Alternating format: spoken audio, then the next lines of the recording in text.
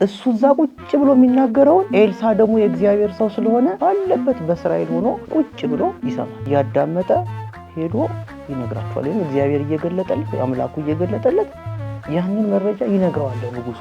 ኤልሳ ያለበትን አካባቢ በሙሉ ወታደሮቹ የሶሪያ ወታደሮች እንደዚህ ከበቡት። ከዛ እየሮጠ ገባና ለኤልሳ ወዩ ጉዳችን ተከበናል፣ በቃ አለቀልን፣ አትፍራ አትደንግጥ፣ ከነሱ ጋር ካለው ይልቅ ከማን ጋር ያለው ይበልጣል? ከኛ ጋር ያለው ይበልጣል። ኤልሳ ያለበት ተራራ በሙሉ በእሳት ፈረስ ባሉ ሰረገሎች ተከቧል። ከዛ እግዚአብሔርም ወዲያው ይሰማዋል። የነዛ ሁሉ ወታደሮች አይናቸው ታወረ፣ ማየት አቃተው፣ ግራ ገባቸው።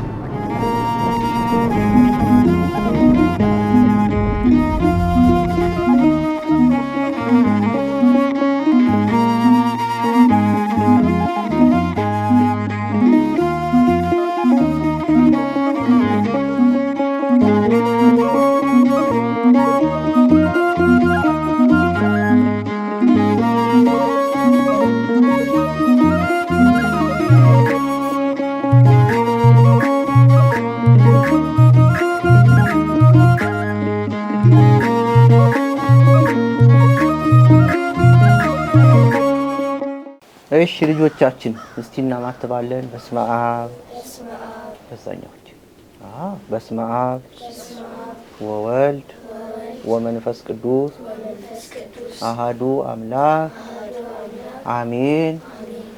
የእግዚአብሔር ልጆቻችን እንደምሰነበታችሁ?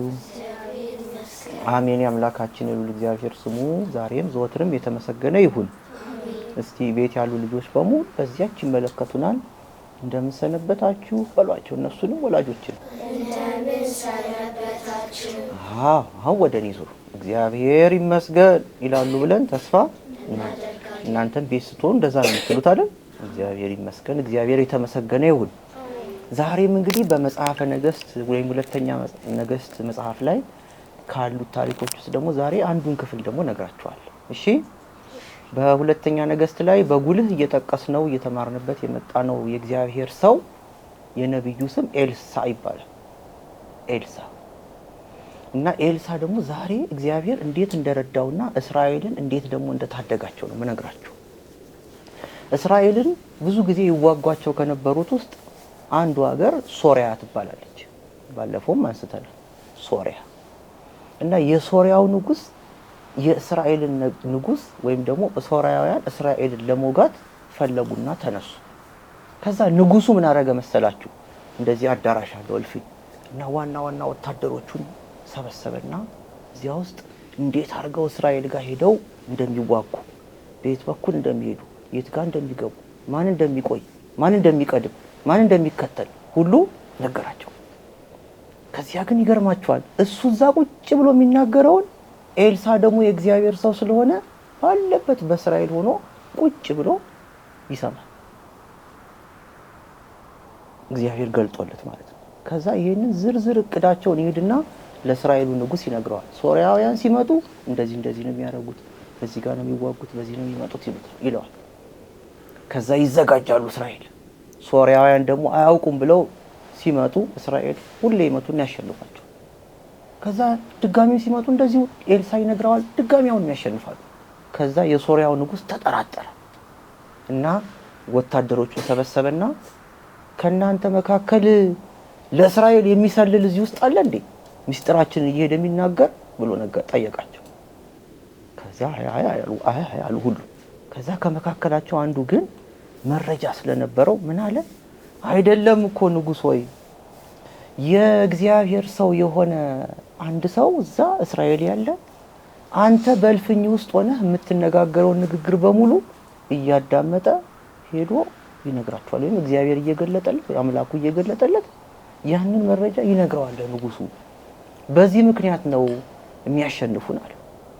ከዚያ እንዲህ ብለው ሲነግሩት ለንጉሱ የት ነው ያለው ይሄ እያየ ምስጢራችንን የሚናገረው ሰው የት ነው ያለው ብለው ሲጠይቃቸው በዶታይን በምትባለው ቦታ ነው ያለው አሉት።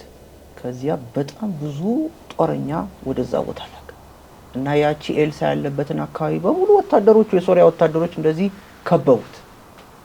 ከዚያ የኤልሳ አገልጋይ የነበረው ብላቴና ብቅ ብሎ ሲመለከት በጣም ብዙ ወታደሮች ዙሪያውን ከበውታል። ከዛ እየሮጠ ገባና ለኤልሳ ወዮ ወዮ ጉዳችን ተከበናል፣ በቃ አለቀልን። እንደዚህ ነው ሰው የሚለው ሲደነግጥ፣ በቃ አለቀልን ጉዳችን አለ። ከዛ ኤልሳ ግን የሚተማመነው በማን ነበር? በእግዚአብሔር። አትፍራ፣ አትደንግጥ፣ ከነሱ ጋር ካለው ይልቅ ከማን ጋር ያለው ይበልጣል? ከኛ ጋር ያለው ይበልጣል፣ ከኛ ጋር ያሉት ይበልጣሉ አለ። ከዛ ኤልሳ ቀና ብሎ ወደ እግዚአብሔር ጸለየ። ለዚህ ብላቴና እባክህ ማየት ያልቻለው እንዲህ ያድርገው፣ አይኑን ግለጥለት አለ ወደ እግዚአብሔር። ከዚያ ያ ብላቴና አይኑ ሲገለጥለት ኤልሳ ያለበት ተራራ በሙሉ በእሳት ፈረስ ባሉ ሰረገሎች ተከቧል። በእሳት ሰረገሎች ላይ ባሉ ፈረሶች ተከቧል። እና በአይን የማይታዩ ግን እግዚአብሔር ያሰማራቸው በጣም ብዙ ሰራዊት እስራኤልን የሚጠብቁ በዙሪያው ነበሩ። ስለዚህ ይሄን በአይኑ ሲመለከት ያ ብላቴና ተጽናና። እንደነገረው ኤልሳ ከነሱ ጋር ያሉት ይበልጣሉ ማለት ነው። ከዛ እንደገና ኤልሳ ቀና አለና አሁንም ወደ እግዚአብሔር ጸለየ። እነዚህን የሶሪያ ወታደሮች በሙሉ አይናቸውን አሳውርልኝ፣ እውር አርጋቸው ብሎ ወደ እግዚአብሔር ጸለየ እንዳያዩ። ከዛ እግዚአብሔርም ወዲያው ይሰማዋል። የነዛ ሁሉ ወታደሮች አይናቸው ታወረ፣ ማየት አቃታቸው፣ ግራ ገባቸው። ማን እንደሚነኩ ማን እንደሚጨብጡ ግራ ተጋቡ። ከዚያ በኋላ የዚህን ጊዜ ማን እንደሆነ ስለማያዩት ወጣና ኤልሳ እንዳይመጡባችሁ እኔ ላሳያችሁ መንገድ ብሎ ወታደሮቹን በሙሉ እንዲከተሉት አደረጋቸው። ከዛ ሲሄዱ ሲጓዙ ሲመራቸው ኤልሳ ኑ በዚህ እያለ ያ ሁሉ ወታደር እያለ አይኑ ታውሮ እየተመራራ እርስ በርሱ ሲሄድ መጨረሻ ላይ አንድ ቦታ ደረሱ እና አሁንም ወደ እግዚአብሔር ጸልዮ እግዚአብሔር ሆይ አሁን ደግሞ ወታደሮቹ በሙሉ አይናቸው እንዲከፈት እንዲገለጥ አድርጋለ። ከዛ ያ ሁሉ ወታደር ልክ ከጨለማ ውስጥ እንደወጣ አይኑ ቦግ ብሎ በራለት። ሲመለከቱ ዞር ሲሉ ግን ያሉት የት መሰላችሁ? ሰማሪያ የምትባለው የእስራኤል ዋና ከተማ መሀል ላይ ቆሙ። ዞር ሲሉ ደግሞ የእስራኤል ወታደር እንዳለ ዙሪያቸውን ከቧቸዋል። የእስራኤል ንጉስ በዚያ ቆሟል። እነሱ ተደብቀው ከኋላ ሆነው ሊያጠቁ የነበሩት ጭራሽ መሀል ተመርተው ገብተዋል። ወታደር ደግሞ መሀል ገብቶ በብዙ ወታደር ከተከበበ ያለው አማራጭ ምንድነው? ተማርክ ያለው ብሎ እጅ መስጠት አይደል? ከዚያ በኋላ ግን የእስራኤል ንጉስ ምን አለ? ላጥፋቸው፣ ልግደላቸው፣ እነዚህ ጠላቶቻችን አለ። ኤልሳ ግን ደግሞ የእግዚአብሔር ሰው ነውና ይራራል። አይ አንተ ራስህ ተዋግተህ ማርከብ አመጣው ላይ ነው እጅ መሰንዘር እንጂ ይሄ እግዚአብሔር ማርኮ የሰጠህ ነው። ስለዚህ እንደውም በል የሚበላና የሚጠጣ በሙሉ ስጣቸው። ብዙ መንገድ ተጉዞ መጥተዋል። ከዚያ በኋላ ደግሞ ወደ ጌታቸው መልሳቸው አለ። ምርኮኛ ከሆነ እጅ ከሰጠ አትግደለው ማለት ነው። ከዚያ በኋላ ለነዛ ሁሉ ወታደሮች ያ ንጉስ እያዘዘ የእስራኤል ሰዎች ምግብና መጠጥ ሰጧቸው። በሉ፣ ጠጡ፣ መሳሪያቸውን አራገፉ። ከዚያ እግራቸውን ቀጥ አድርገው ወዴት ሄዱ? ወደ መጡበት ተመለሱ። ወደ ሶሪያ ገቡ። ስለዚህ ያሰቡትን ሳያደርሱ በእግዚአብሔር ጥበብና በኤልሳ ደግሞ ረዳትነት ወይም የእግዚአብሔር መልእክተኝነት እስራኤልን ከመዋጋት እግዚአብሔር አምላክ አዳናቸው።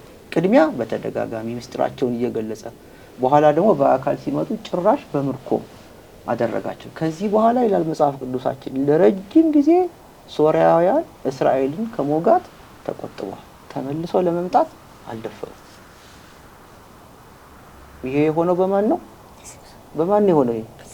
በእስራኤል ጉልበት ኃይል ነው እንዴ? ብዙ ወታደር ስላላቸው ምናምን ነው እንዴ? በማን ኃይል ነው? በእግዚአብሔር ኃይል ስለሆነ። እሺ እንግዲህ ከዛሬው ታሪክ ደግሞ ምን እንደተማራችሁ ትነግሩኛላችሁ። አሁን ደግሞ ከወንዶቹ እንጀምራለን። እሺ ለዛሬ ደግሞ 1 2 እሺ 3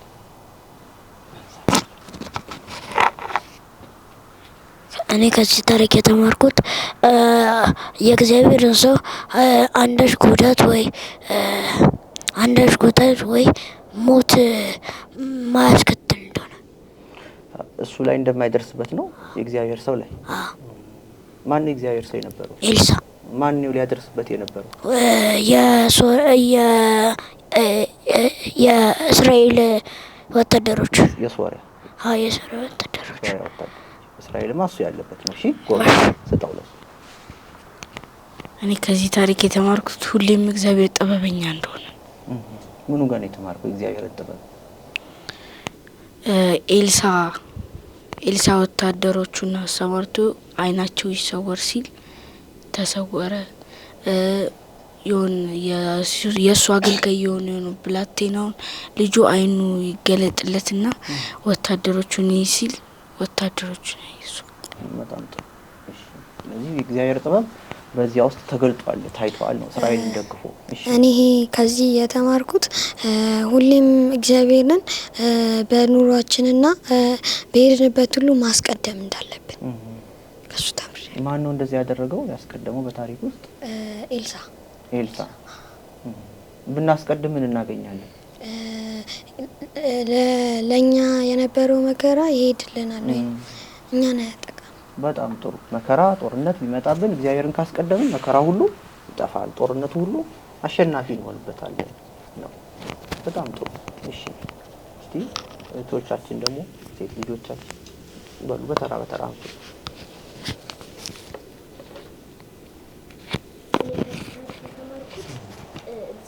ማድረግ የሚሳነው ነገር እንደሌለና